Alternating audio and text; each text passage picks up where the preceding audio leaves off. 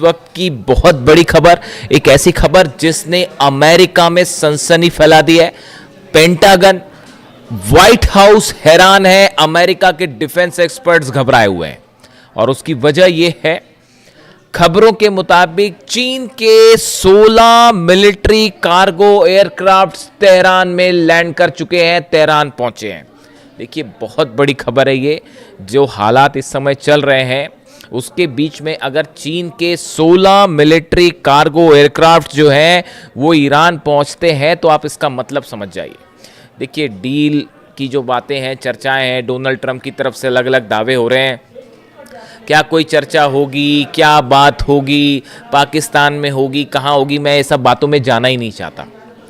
मैं इस चक्कर में पड़ना नहीं चाहता। इसका हिसाब डोनाल्ड ट्रंप को लगाने दीजिए, क्योंकि ये सब डील वील जो है इनका नतीजा जीरो है। यही बात अली खामेनी साहब ने कही थी और यही बात मैं भी मान के चलता हूँ। ये डील वील से कुछ बात चर्चा से होना नहीं है। जब डोनाल्ड ट्रंप पिटने लगते हैं तो वो डील करने लगते हैं, हाँ बातचीत चल रही है ये कहने लगते हैं, वो अलग बात है, उसको छोड़ दीजिए। लेकिन देखिए जो इंपॉर्टेंट खबर है वो ये, पहले मैं इसको पढ़ के बताऊं जो खबरें छपी हुई हैं सब जगह। Reports claim that 16 Chinese military cargo aircraft landed in Iran in what has been described as the largest reported Chinese airlift to the country since the war begin. जब से ये जंग शुरू हुई है ईरान और अमेरिका की, उसके बाद से सबसे बड़ा कंसाइनमेंट जो है वो तेहरान ईरान पहुंचाया गया है। 16 मिलिट्री कार्गो जेट्स चाइना के वो पहुंचने की खबर है तेहरान में। The reported flights have fueled speculation that Beijing may be expanding military support for Tehran as the conflict enters a new phase। जैसे जैसे ये जंग एक नए दौर में प्रवेश कर रही है उस बीच में माना यह जा रहा है कि चीन ने अब खुले तौर पर ईरान की बहुत बड़ी मदद की है। इसके पहले भी देखिए इस तरह की खबर थी, अलग अलग सोर्सेज से आपने देखा ही होगा कि 400 से ज़्यादा जो शोल्डर मिसाइल्स होती हैं, शोल्डर मिसाइल्स फायर की जाती है, मैनपैड्स कहते हैं जिसे, जो कि एक प्रकार का डिफेंस सिस्टम है, ऐसे 400 सिस्टम्स देने की बात हो रही थी। हालांकि देखिए खबरें क्या छपी इंटरनेशनल मीडिया में कि चीन की तरफ से ये शोल्डर मिसाइल्स जो कि कंधे पे रख के चलाई जाती हैं और जो एयरप्लेन, जो लो फ्लाइंग ऑब्जेक्ट्स होते हैं जैसे एयरप्लेन हो गया या लो फ्लाइंग ड्रोन्स हो गए, उनको गिरा देते हैं। खबरें छपी इंटरनेशनल मीडिया में कि ये चीन पहुंचाने जा रहा है ईरान को और डील हो गई है 400। मेरी खबर थोड़ी सी डिफरेंट है साहब, वो सोर्सेज रखने पड़ते हैं। इसमें से एक बड़ा हिस्सा तो पहले ही जा चुका था इसका, और इस पे तो अमेरिका में जो है वो रिसर्च भी शुरू हो गया कि कुछ जो प्लेन्स तबाह हुए अमेरिका के, ईरान ने जो तबाह किए कई ड्रोन्स, खासतौर पर वो रिपर ड्रोन्स जो मार गिराए हैं, वो सबसे महंगे वाले MQ-9 रिपर ड्रोन्स जो बड़े कीमती होते हैं, उसको मार गिराए। उसमें बताया जाता है कि ये मैनपैड्स मिसाइल्स यूज़ की गई और कई जो ड्रोन्स गिरे हैं उसमें इसका इस्तेमाल किया गया। तो उस पर तो ऑलरेडी रिसर्च चल रही है अमेरिका में।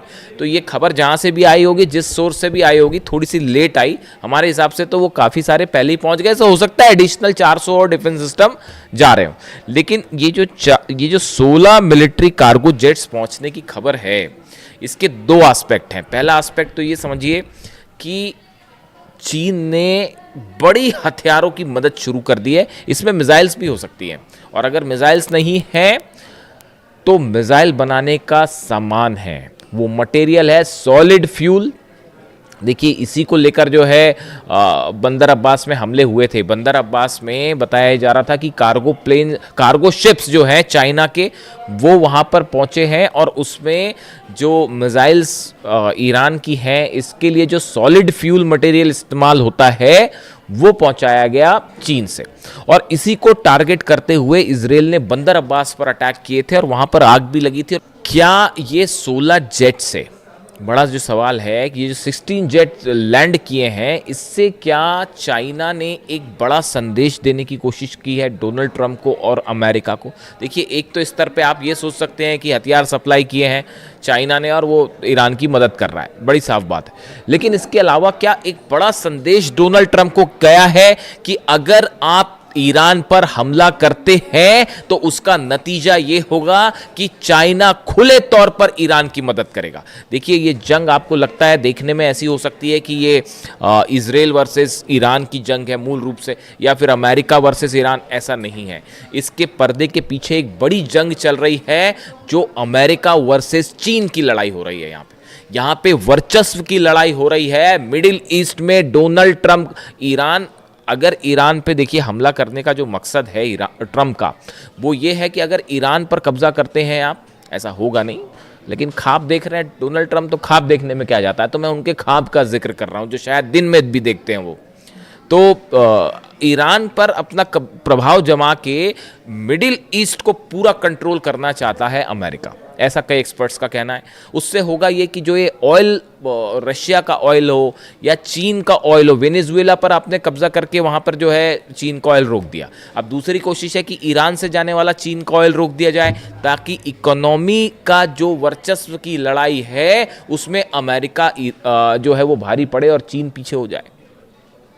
यही बात जो है वो पुतिन कह रहे हैं। पुतिन ने बयान दिया कि ये जो कोशिश है अमेरिका की, ये पुतिन का बयान है, मेरे ख्याल से 2 महीने पहले का, आप देख लेना, मिल जाएगा आपको। उसमें ये कहा गया कि अमेरिका जो है वो अगर हेल्दी कंपटीशन करे चीन के साथ तो चीन को भी फायदा होगा, अमेरिका को भी फायदा होगा। लेकिन जंग के तहत सैंक्शंस लगा के, हमले करके चीन की इकोनॉमी को नुकसान पहुंचाने की कोशिश अगर डोनाल्ड ट्रंप करते हैं तो ये बैकफायर करेगी और इससे अमेरिका को ज्यादा नुकसान होगा। यानी आप देखिए कितनी क्लैरिटी के साथ पुतिन समझ पा रहे हैं इस बात को हो क्या रहा है, चीन भी समझ पा रहा है, और किसी सूरत में रशिया और चाइना ईरान में हथियारों की कमी नहीं होने देंगे। देखिए, आप ये सोच रहे हैं, अगर बड़े सारे सवाल जो डोनाल्ड ट्रंप और पार्टी जो है इनकी एडवाइजर्स की पार्टी, ये जो है ये सोच रही थी कि ईरान की मिसाइल ख़त्म कर देंगे। ये 5 महीने तक इनकी कोशिश यही चल रही है कि ईरान की मिसाइल्स ख़त्म कर देंगे, और वो ये सोचते हैं ईरान की मिसाइल ख़त्म हो जाए, और जैसे ही ये सोचते हैं कि अब कम हुई मिसाइल, वो एक्स्ट्रा मिसाइल फायर करने लगता है। वो जॉर्डन में इतने बुरे पिटे हैं साहब, अगले वीडियो में मैं आपको बड़ा खुलासा करूंगा कि अरब देश अब क्या सोच रहे हैं इस पूरे हमले को लेकर। जॉर्डन में ऐसा पीटा है, कुवैत में ऐसा पीटा है, बहरीन में ऐसा पीटा है, सऊदी में भी जैसे हमले हुए हैं, उसके बाद जो है समझ में आ गया इनको कोई मिसाइल विसाइल खत्म नहीं हो रही। खबरें ये हैं कि मिसाइल्स अमेरिका की खत्म हो गई। जनरल डेन केन जो चीफ ऑफ जॉइंट स्टाफ है, ये जो हमले चल रहे थे, डोनाल्ड ट्रंप जो कह रहे थे हम सेकंड वर्ल्ड वॉर के बाद सबसे बड़ा हमला करने वाले हैं, उसका नतीजा क्या होता ये भी डोनाल्ड ट्रंप को बताया गया है। उसका नतीजा ये होता कि नक्शे से कई देश मिट गए होते। आप सोच नहीं सकते कितने बड़े हमले होने वाले थे। ये जो डोनाल्ड ट्रंप अगर ये हमला कर देते, जो ये कह रहे थे कि सेकेंड वर्ल्ड वॉर के बाद सबसे बड़ा हमला होगा, एयरफोर्स 1 में उनसे पूछा गया तो बोले मैं वो हमला करने वाला था जो सेकेंड वर्ल्ड वॉर के बाद सबसे बड़ा हमला होता। और फिर उन्होंने कहा कि जो है वो सऊदी के क्राउन प्रिंस ने मुझे रोका और कतर ने मुझे रोका, और तमाम इन देशों ने जो है मुझसे कहा कि अभी आप हमले मत करिए और बातचीत को एक मौका दीजिए, और हम कोशिश कर रहे हैं कि लोगों की जानें ना जाएं। इस तरह की बात डोनाल्ड ट्रंप कर रहे हैं। 168 बच्चियों की मौत जो है वो दिखाई नहीं दी, है ना। अली खामनी साहब को टारगेट किया, वो दिखाई नहीं दिया। उनको शहीद करने के बाद सोचते हैं कि डील हो जाएगी। कैसे डील हो जाएगी साहब? अभी तो फिलहाल जो मेरे पास खबरें हैं, पुख्ता खबर नहीं है। अभी थोड़ी देर पहले हॉर्मुज में एक जहाज को ठोक दिया ईरान ने, थोड़ी देर पहले की खबर है। अभी धीरे से देखिए आएगी बाहर।